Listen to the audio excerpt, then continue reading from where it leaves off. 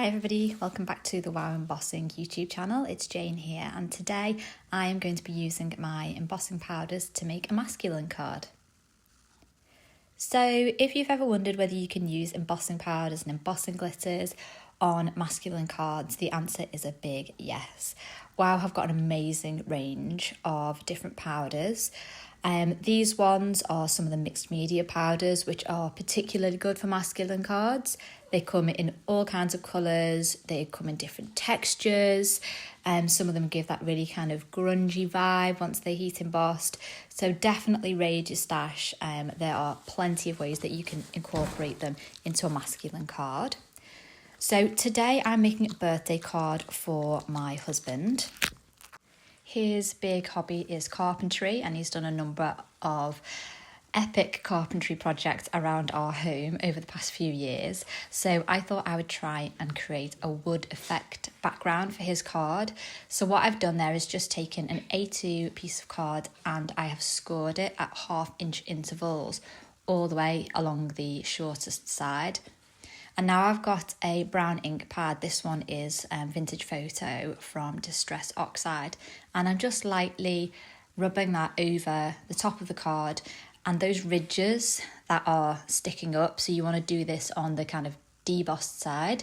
So they are getting most of the ink.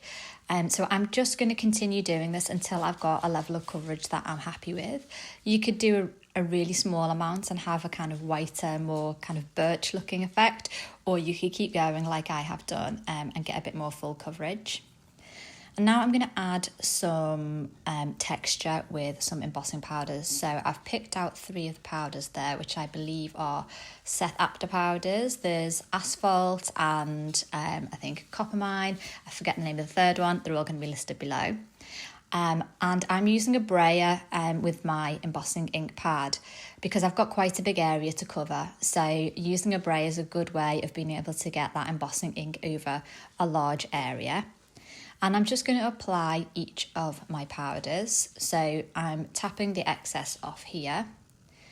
And then I'm going to put the rest back in the jar. And I'm going to come in with my second colour. And you'll notice that I'm shaking the jars before I pour them onto the page. And that's because with some of these textured embossing powders, they've got lots of different elements in. And some of the elements are heavier than others. So giving them a shake means that you'll get a good mix of all of the elements, can kind of rise to the top, and you'll get a little bit of everything on your project. So I'm coming in with my final colour now. I think this is the Asphalt, and it looks very glittery when it goes on the page, but actually when it's heat embossed, it dries back a little bit more than that. So it's got some nice shine and texture, but it's not overly glittery because you might want to avoid that for a masculine card. So you're seeing as I heat emboss that now, it really is kind of drying back to a less shiny, more textured, kind of rugged vibe, which I think is absolutely perfect for the card that I am planning to make. So I'm bringing in my guillotine trimmer and I am just cutting this into strips. So I'm doing them different widths just to give a bit of variety and kind of visual interest to my card. So I think they are anything from about 1/4 of an inch to 1/2 inch each. And then I'm just going to adhere these to my page with some liquid glue. I find that adding strips of embossed paper like this to project is a great way of introducing a little bit of colour and a little bit of texture and a little bit of shine if you want it to your project, or if you've got embossing powders and glitters that you're just not sure how to use but you would like to, then adding stripes in various colours is a really great way to go. And it's also great for using up little bits of scrap card stock as well. I always save my scraps because it's perfect for things like this. So I've popped all of those on and I'm just going to flip my panel over and I'm just going to trim down the edge so it's nice and flush with my cardstock. So next up is time to create my sentiment, and I've decided I would like to add a little bit of extra shine. So we've got the texture, now we're going for a bit of shine. So I'm going to add my embossing ink pad directly to the page here, which is another quick way of getting embossing ink over a big area of card. And then I am going to add some gold embossing powder. I am going for the regular gold powder here. I think it's gold metallic pale. which is less shiny than the polished gold in the range. Polished gold has got the most unbelievable shine. I still can't get over it. This is still shiny, as you can see when I'm heat embossing. I'll never get over that magic, honestly, of watching the embossing powder melt into that just golden shiny goodness. So this powder is a slightly less shiny version than the polished gold, and I thought it was more in keeping with the vibe that I'm going for this card. So I'm getting some dies from Concord and Ninth. I am die cutting the Celebrate You and some little hearts from the gold panel that we've just embossed. And then I'm doing the shadow die in some adhesive vellum.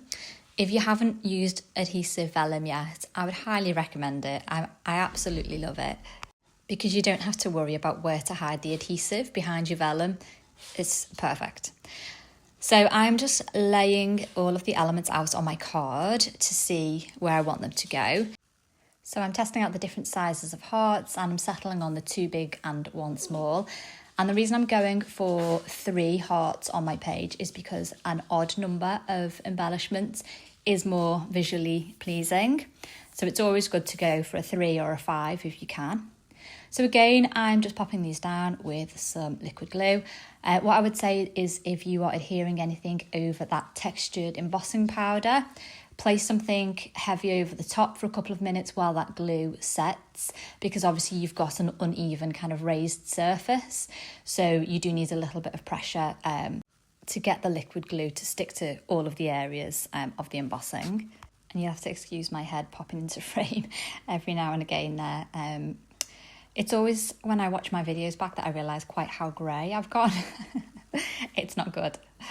So here we go. I am popping the acrylic block on, as I mentioned, and I just left that for a couple of minutes to make sure that everything had adhered properly. So the final thing to do is just to add the finished panel onto an A2 note card. So my panel I trimmed down just slightly smaller than A2, and I'm going to cover the back with foam tape. And I know this looks like a lot of foam tape to use, but because we've got those lovely ridges in the panel, I want to make sure that they are fully supported and they're not going to get squashed down at all.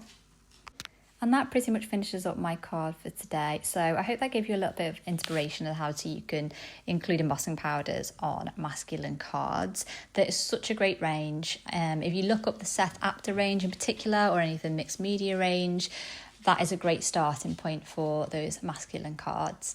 But make sure you check out the rest of the design team's projects as well, because they have also done some great cards if you need some inspiration for the men in your life. So thank you for joining me again today, and I will catch you again soon. Bye.